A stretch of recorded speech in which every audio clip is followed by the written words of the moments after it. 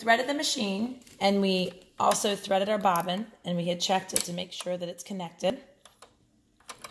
So at this point, I think students have a hard time bringing the thread up from the bottom. So I'm going to show you two ways. If you want to hold the thread to the left and hold it tight, you can turn your hand wheel on the right towards you, and when you pull it, it brings the thread from the bottom up.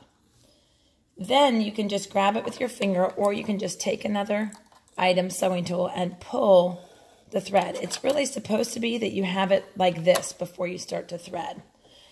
But some students aren't comfortable with that, so I'll show you a second way after. Say you did that, now you line it up on the 15 with the 5 showing, and all you're going to do is start sewing. Oh, my bobbin winder is in the down position, so if it makes that noise, that just means that this needs to be pushed up.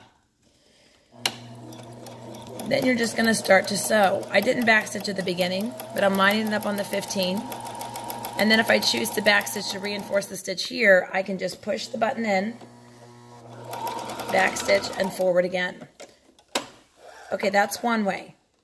If you don't do that, let me just show you this real quick, and you threaded your machine correctly, and you don't feel comfortable, you want to do the bobbin the easiest way, you're just going to do that part again where you hold your pointer finger down, the bobbin down, you're going to push the thread to the left where you hear it click. We're not touching this because this is the thread cutter. We don't want it there. And then, even if you didn't bring the thread up, I'll just use the other side, line it up on the 15 line. And then I'm going to back stitch, and then I'm going to go forward. And you don't have to, it still brings the thread up. Sometimes it's knotted on the back, and then we want to back stitch at the end and the beginning.